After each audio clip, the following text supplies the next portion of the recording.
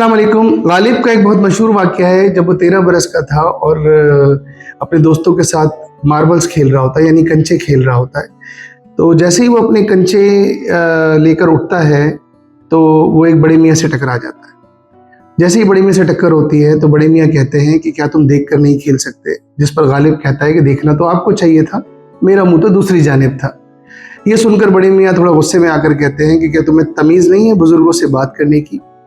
इस पर जो है वो गालिब साहब शेख सादी रहमतुल्लाह अलैह का फ़ारसी का एक बहुत मशहूर कौल है जिसका तर्जुमा है कि हर बूढ़ा बुज़ुर्ग नहीं होता, ये दाग देते हैं उन बड़े मियाँ पर। अच्छा, ये सुनते ही बड़े मियाँ को बड़ा गुस्सा आता है और वो उसका कान पकड़कर उसे उसके चचा के पास ले जाते हैं, क्योंकि गालिब की तरबियत उसके चचा ने की होती है।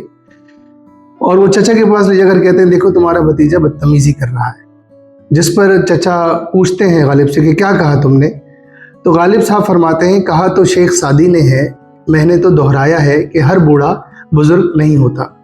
जिसका मतलब ये है कि उम्र का अकल से कोई ताल्लुक नहीं है, यानी wisdom has nothing to do with as.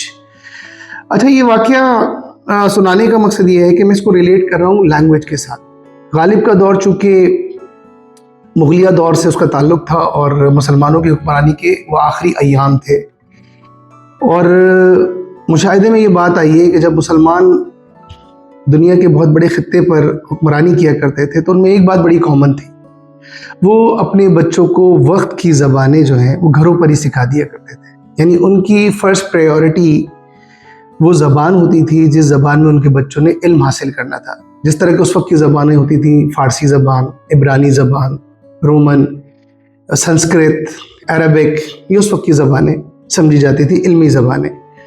और उनका मानना ये था कि जिस ज़बान में हमारे बच्चों ने इल्म हासिल करना है वो ज़बान ही उन्हें नहीं आएगी तो इल्म क्या खाक हासिल करेंगे?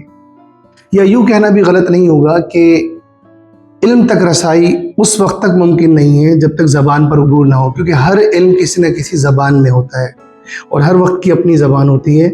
और आज की ज़बान है इंग्लिश, क्योंकि 90% लोग जो आजकल एजुकेशन हासिल करते हैं उनका मीडियम ऑफ इंस्ट्रक्शंस और एग्जामिनेशंस वो इंग्लिश होता है।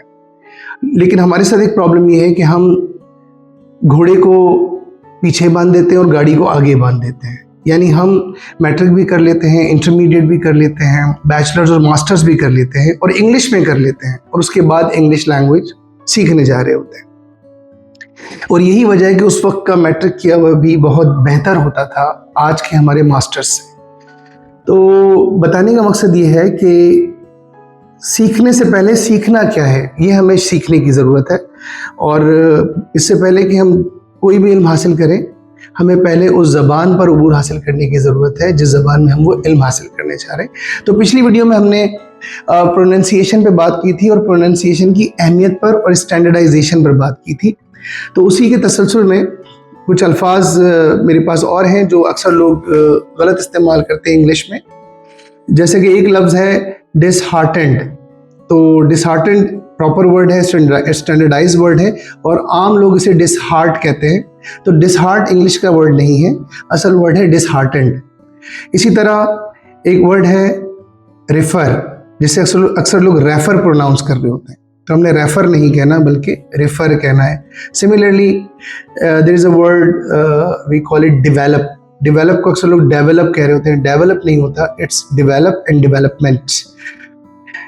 इसी तरह एक और वर्ड है एक्सेसरी, इसे हम एसेसरीज कहते हैं या एसेसरी कहते हैं, तो ये एसेसरी नहीं है बल्कि एक्सेसरी है। In the same way there is another word mezzanine. Mezzanine को अक्सर लोग मेज़नाइन कहते हैं, मेज़नाइन गलत प्रोनंसिएशन है। मेज़नीन मीन्स वो जो एक फ्लोर दो फ्लोर के दरमियान जो छोटा फ्लोर होता है जिसकी हाइट कम होती है उसे हम मेज़नीन कहते हैं। इसी तरह प्रेमिसेस एक वर्ड है, ये प्रेमिस एक वर्ड है जिसे प्रीमाइस कहा जाता है। प्रीमाइस गलत प्रोनंसिएशन है और सही प्रोनंसिएशन है प्रेमिसेस।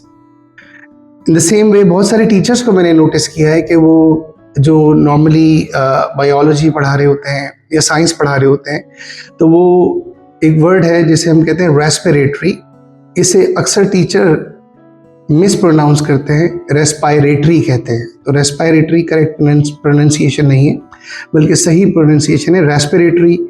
इसी तरह इंटेस्टिन होता है, इंटेस्टाइन नहीं होता। सही प्रोनाउंसिएशन है intestine. And there is another word which is career.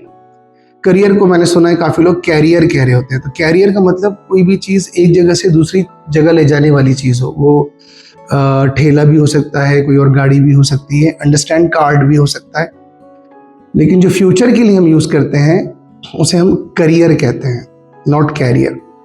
तो उम्मीद करता हूँ कि आज की हमारी जो गुफ्तगू हुई है वो इंग्लिश की इम्पोर्टेंस, लैंग्वेज की इम्पोर्टेंस पर और करेक्ट प्रोनाउंसिएशन के हवाले से थी, और आपको बहुत कुछ सीखने का मौका मिला होगा।